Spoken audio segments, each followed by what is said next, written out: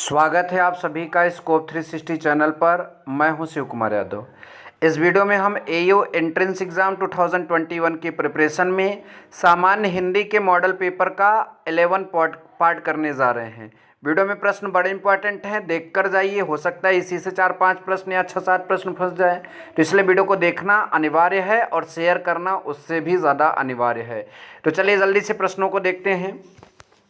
पहला नंबर हमारा यहाँ पर प्रश्न है, महावीर प्रसाद द्विवेदी ने किस पत्रिका का संपादन किया था? तो आप सभी को पता होना चाहिए, इन्होंने सरस्वती पत्रिका का संपादन किया था और ये बहुत इंपॉर्टेंट क्वेश्चन है। ठीक है, ऐसे भी प्रश्न पूछा जाएगा। सरस्वती पत्रिका के संपादक हैं तो आचार्य महावीर प्रसाद द्विवेदी। नंबर नेक्स्ट आपका देखेंगे, भारत दुर्दशा नाटक की रचना किसने किया है? तो इसको हमने पिछले वीडियो में भी आपको बताया था और इस वीडियो में मैं बताने जा रहा हूँ, भारतेंदु हरिश्चंद्र। नंबर नेक्स्ट आपका है, मैला आंचल उपन्यास किसकी रचना है? तो ये आपका फणीश्वरनाथ रेणु की रचना है। इसको भी हम लोग 2 बार देख चुके हैं। गोदान किस लेखक द्वारा लिखित उपन्यास है? तो ये तो बहुत सरल प्रश्न, आप सबको पता होना चाहिए, मुंशी प्रेमचंद द्वारा लिखित ये रचना है या फिर उपन्यास है। मधुशाला किस कवि की रचना है? तो जाहिर सी बात है हरिवंश राय बच्चन। मधुशाला, उसके अलावा जो है और तमाम रचनाओं की मतलब की रचना किया है हरिवंश राय बच्चन ने। नंबर नेक्स्ट, चंद्रकांता उपन्यास के लेखक कौन है? तो चंद्रकांता उपन्यास के जो लेखक हैं वो आपके देवकी नंदन खत्री।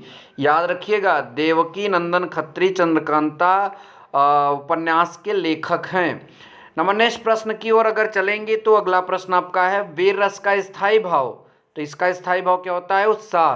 तो याद रखिएगा। ठीक है, अगले प्रश्नों की ओर जल्दी से बढ़ चलते हैं। रस और स्थायी भाव का कौन सा युग्म सही है?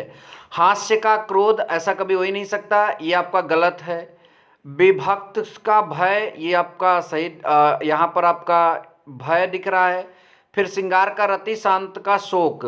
तो मेरे हिसाब से सही जो है श्रृंगार का रति ही होगा। ठीक है, ध्यान दीजिएगा।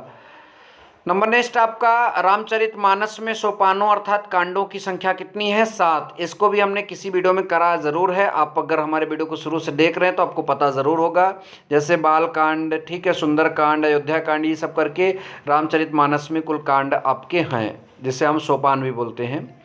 मोक का विलोम है? तो देखिए, मोक माने होता है गूंगा, मतलब जो बोलता नहीं। ठीक है, और वाचाल मतलब जो बहुत चिल्लाता, बहुत ज़्यादा बोलता है। तो जाहिर सी बात है इसका जो विलोम होगा वो वाचाल ही होना चाहिए।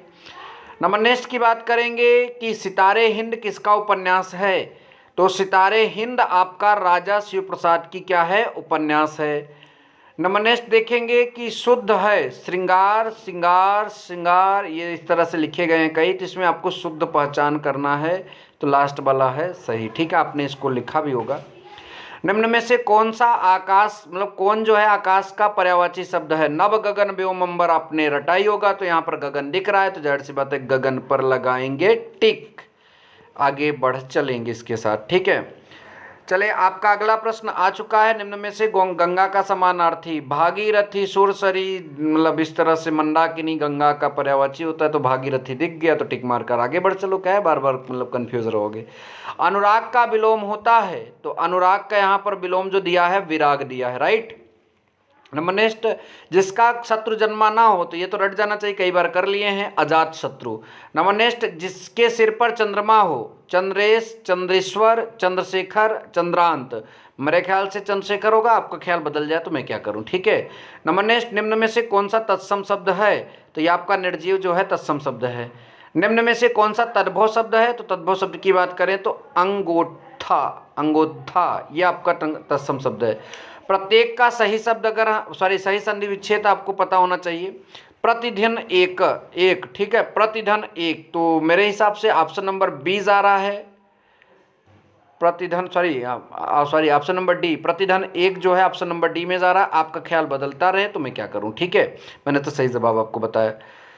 चलेंगे आगे, देखेंगे हिमालय में कौन सी संधि है? तो हिमालय में हिम धन आलय, हिम में हिम, आलय में अ और आ मिलके आ, मतलब दीर्घ बड़ा हो गया, तो जाहिर सी बात है यहाँ पर दीर्घ संधि होगी आपकी। ठीक है, चलेंगे नेक्स्ट क्वेश्चन की तरफ, जल्दी से अगला प्रश्न देखेंगे। कनक कनक तेसवगुनी में कौन सा अलंकार है? कई बार बताया जा चुका है, यमक अलंकार। ठीक है, नंबर नेक्स्ट, यथाशक्ति में कौन सा समास है? अब वैभव समास यहाँ पर जो है लेकिन इसमें तत्पुरुष समास दे रहा है, आंसर में तत्पुरुष लिखा है, लेकिन मेरा मानना बेई भाव है। आपका जो भी जवाब होगा कमेंट में ज़रूर बताइएगा, ठीक है। हाथ पर हाथ धरना का सही अर्थ है, तो हाथ पर हाथ धरना का सही अर्थ है प्रयत्न ना करना, ठीक है। नंबर नेक्स्ट, खेत रहना, तो खेत रहना का अर्थ होता है युद्ध में हार जाना, ठीक है, या वीरगति को प्राप्त होना। तो यहाँ पर पहला ऑप्शन है युद्ध में भारा जाना, भारा जाना मतलब मारा जाना, तो यही आपका सही जवाब होगा।